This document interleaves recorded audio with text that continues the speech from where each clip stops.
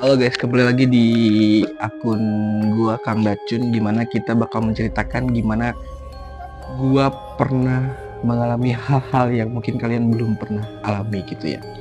Oke, singkat cerita, kenapa sih gua di konten TikTok gua itu sering ramal, rawang.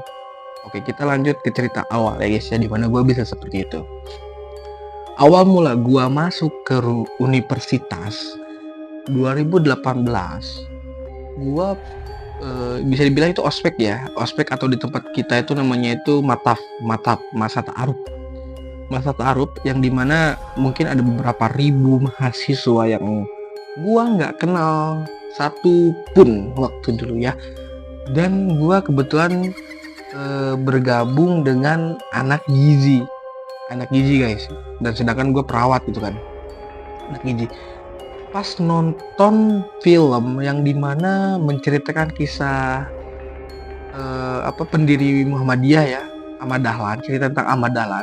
Di pinggir gua tuh ada orang itu yang sebelumnya belum jadi teman ya. Dia tiba-tiba ngomong gini, bro, lu ngapain bawa kayak gituan katanya. Serentak gua kaget. Pasti anak-anaknya baru kenal bilang bawa gituan apa? Gua dalam hati kayak gitu. Kenapa kata lu? Emang gua bawa apaan? Gua bilang gitu. Itu lu ngapain bawa macan putih katanya. Sekarang lu lagi dudukin dia tuh di punggungnya katanya. Sampai gue mikir, anjir macan putih dari mana gitu. Gue gak ngelihat ada macan putih di sini, gue gak ngelihat gitu. Ya lu harus buka mata lu katanya. Buka mata. Ini dari gue buka mata, gue bilang gitu ya sambil bercanda. Ya lu bakalan paham nanti katanya. Di sana gue langsung berpikir gitu, apa gitu ya, macan putih. Emang benar gue ada macan putih? Aneh juga nih. Setelah gue melakukan ospek, mungkin emang rata-rata temen di bisa dibilang di kelompok gua itu respect sama gua, dan gua dijadiin ketua di sana, ketua matap ya, bukan ketua matap itu tapi ketua kelompok matap kayak gitu, yang dimana gua sering membuat yel kayak gitulah, pokoknya respect lah anak-anak gitu.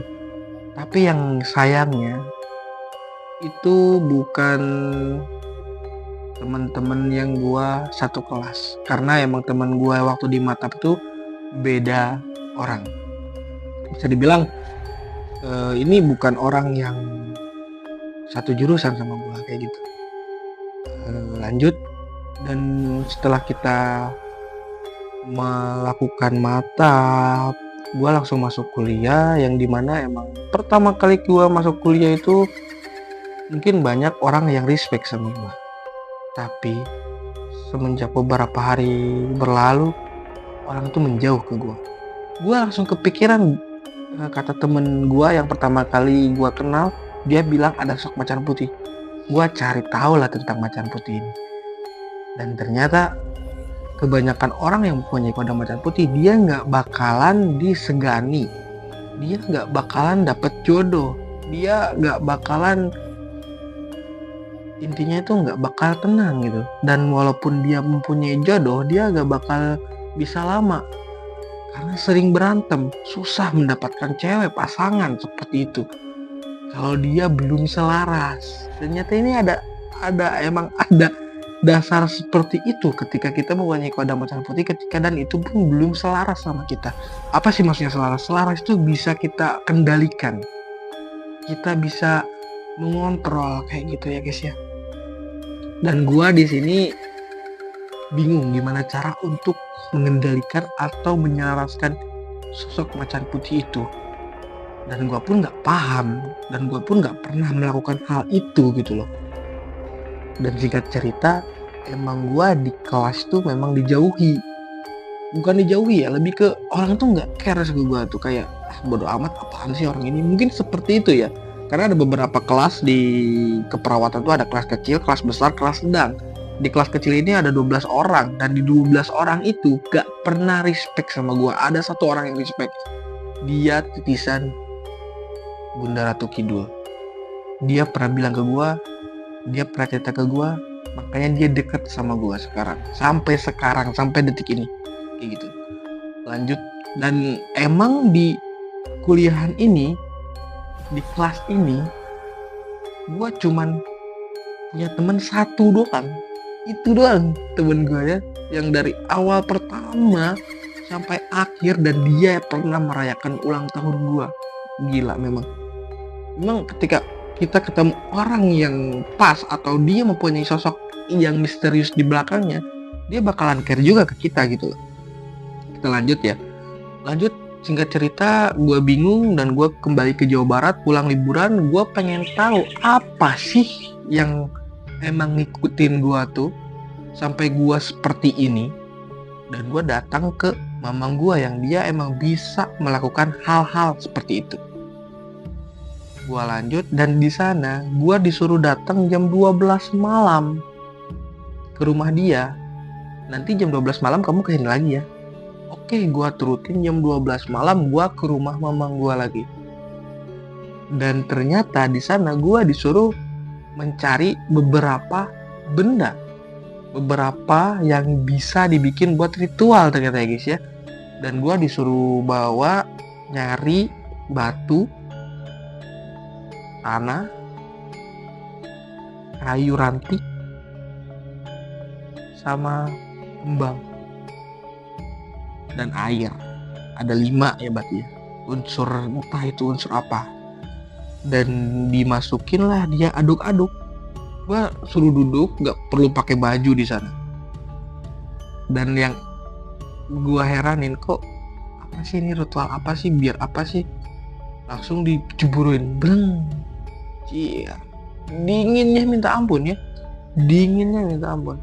Dan gua mandi, dan emang wah di kepala tuh tanah semua tuh. Di sana gue langsung lemes, pusing, mual. Kok bisa ya? Dan kata dia, dibilang karena ketika kamu merasakan mual, pusing dan sebagainya, berarti itu emang kamu kotor, kamu harus dibersihkan. Gue sampai bilang dalam hati, emang sekotor apa sih? Kok gue sampai aneh gitu loh, kok bisa sampai seperti ini gitu loh. Apa emang sosok macan putih ini pengen disalahin sama gua? Apa emang gimana? Emang dia emang niat jahat atau niat buruk gitu? Dan sampai gua sama mamang gua dibilang ada pantrangan, ada 2 pantrangan yang dia sampaikan ke gua, yang dimana dia gak boleh lu makan ketan hitam dan sate yang digigit langsung.